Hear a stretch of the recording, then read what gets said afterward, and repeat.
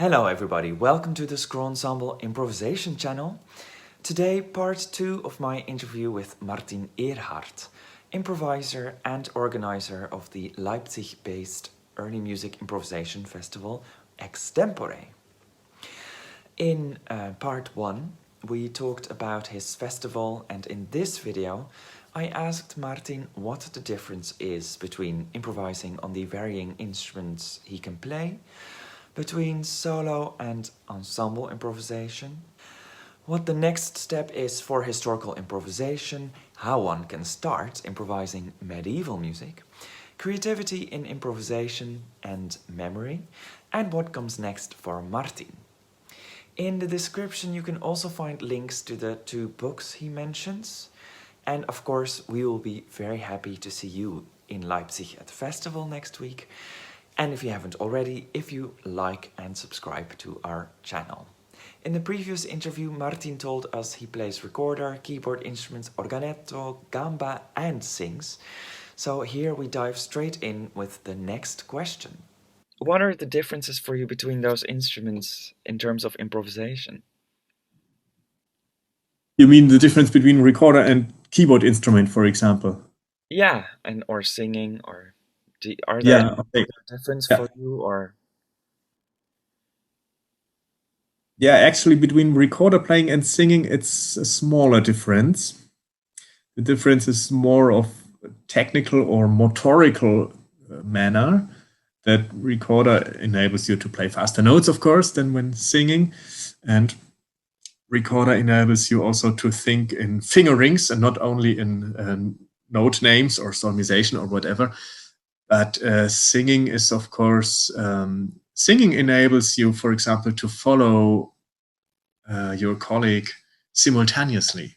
There's a nice technique to improvise parallel tenths around a cantus firmus.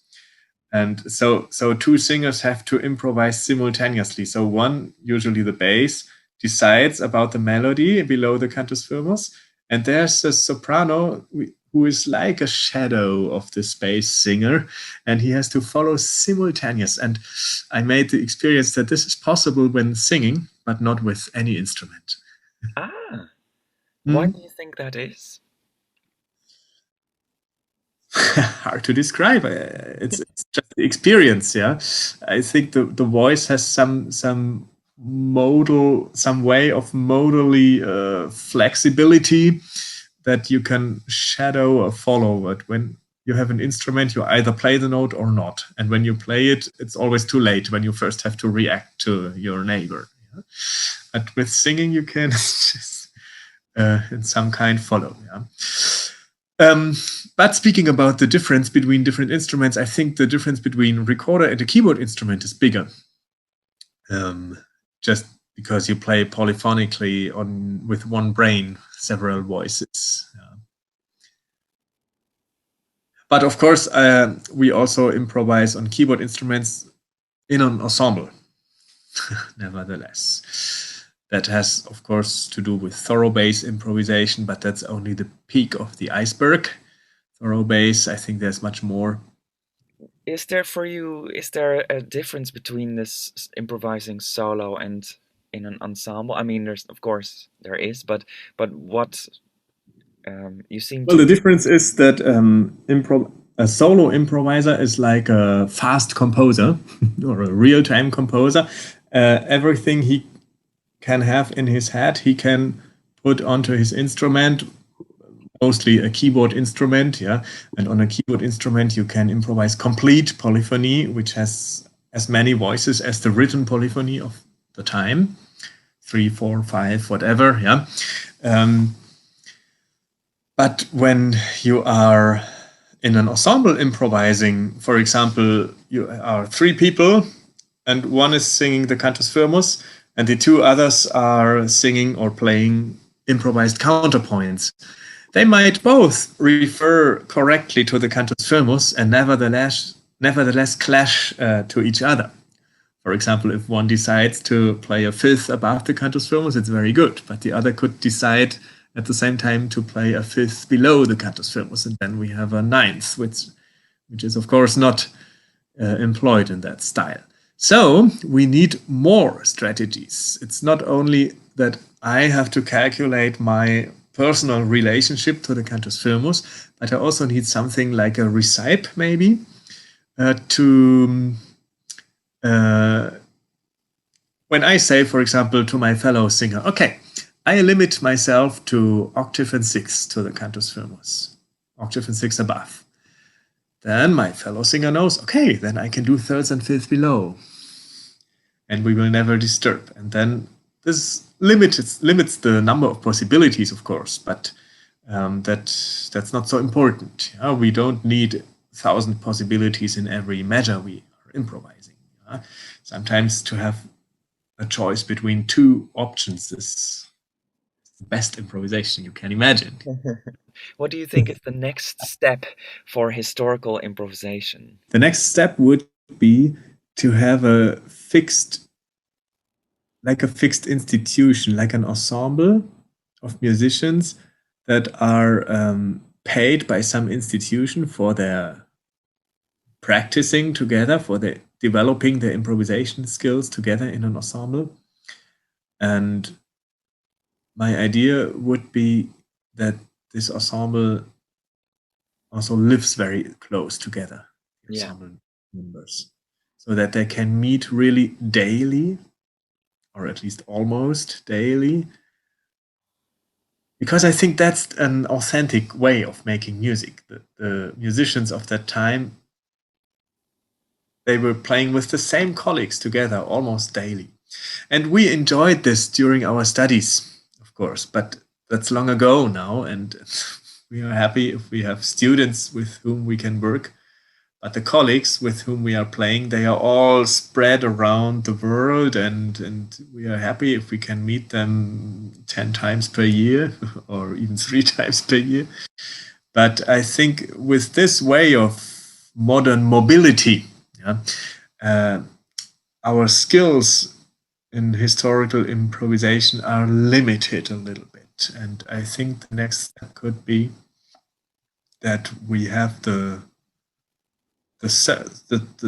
life circumstances that an ensemble can work like this together. So you also improvise medieval music, something we don't talk about a lot on our channel. What is, so I have a sort of cloud of questions and you can see where you take it. What is your interest in medieval improvisation? What kind of things do you do? And how could one get started with this? I think a crucial point to start with is the concept of perfect and imperfect consonances. So that you really develop sensitivity to the quality, to the different quality of an octave compared with a sixth. And that this has a structural meaning, where on that point I make a sixth and on that point I make an octave. Then, of course, the sacred background that in medieval music is stronger than ever after that. In the age of a theocentric way of looking at the world. And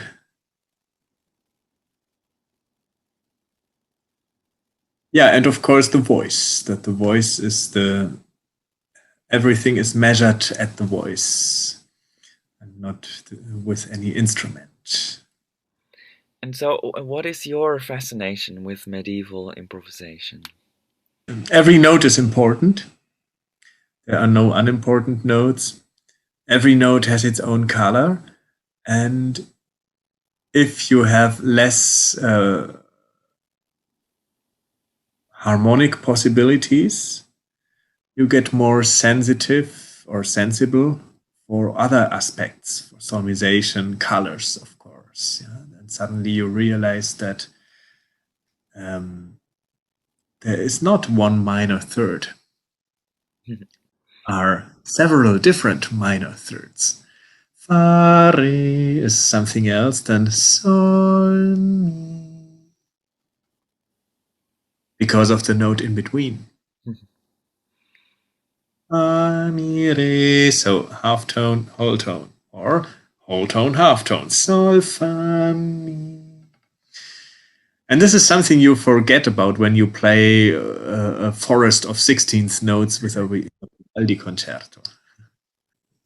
But there are also some medieval practices with forests of notes, right? Or is that not true? Yeah, estampite, for example.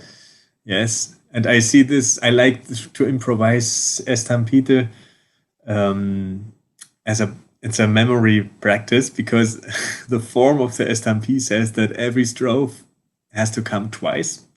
So you can improvise basically anything you want, anything. You just have to remember it to play it a second time. And I like very much to use my memory there. Once in a concert I made a game with a dice to throw, and that was then the number of measures, and that helped me to memorize the different parts. And so for every part of the estampie, I had another dice, and somebody from the audience had to throw it, so then they could all see it. It's these kind of memorial games that you find very well described in Maria Busse Berger's book, Medieval Music and the Art of Memory. And yeah, you could also say half of medieval improvisation is memory and not creativity. There is always creativity, of course, but much less than you would expect, maybe. Yeah, I have to say, I'm finding this more and more now that for 15 years I've always been telling myself and other people all about creativity and originality. But actually, yeah, you just need to memorize a lot of things. And then on top of that, you can start being creative. But if their basis isn't there, there's Yeah, and I mean, what means creativity? We are never inventing new vocabularies. Yeah, it's like when improvising in an old style, we speak a language that already exists. So we don't invent new words or new musical bricks or whatever. We take bricks that we know and we just make new sentences out of these bricks, like we are talking now. yeah. The good thing is that our audience understands this, like they understand a spoken language. And with contemporary improvisation, it's sometimes difficult to understand it because contemporary improvisers invent new words or invent their own style. We don't invent a style. We just talk in the style that in a language that we have to learn. Yeah? I often compare it with the Latin language. Yeah, I learned Latin at school, and I learned it, of course, to translate it into German. But I didn't learn Latin conversation at all. And that's the way we sometimes are educated in early music. We learn to read scores and to interpret the written music. But now it's about to talk freely, to make conversation. You talk somewhere else about improvisation as an about historical improvisation as an aural practice. So how did you um, conceive of the idea of a book which by its very nature is not aural in terms of its teaching? But there's a very beautiful CD which also everybody I talk about, they're very happy about the CD, so also well done on that. But so how did you conceive of the idea of a book format of something that in a way you conceive of as aural? Yeah, that's the big contradiction. And that's also the reason why I find it so difficult to write more. But I went face to face with this contradiction, and I thought I will give my very best and do it. And in the foreword, I immediately warn the reader this is a contradiction what I'm doing, and be aware of that. Maybe the CD helps a little bit to give it back to aural, but It's of course clear that nobody can learn anything with this book by reading it. You can only learn with this book when you take your instrument and start playing. And finally, would you like to tell us about two of your most exciting upcoming projects? Our extempore concert, of course, will be very exciting because we are practicing since 4 months online for this concert, and we are living in Norway, Germany, Switzerland, and Austria. So we don't meet before, but we meet every week online, and I can promise you that this will be very exciting. Which concert is that again? The opening concert of extempore on Thursday, 23rd September. It's the Bassano family. Yes. And what might be also exciting of lovers of the Gregorian chant and medieval music, I got a stipendium, a Corona stipendium, that I can record Gregorian chant sung from the norms, the earliest norms of French notation, 9th or 10th century. So at the moment I'm learning a lot of Gregorian melodies by heart, which is of course necessary to be able to sing them from the norms, because the norms are adiastematic. They don't tell you about pitch and rhythm, but they tell you a lot other things about interpretation, a lot of nuances, a lot of ways how to sing, but the pitches you have to know by heart. And that I'm doing at the moment, and I don't know yet where, but somewhere the recordings will be published.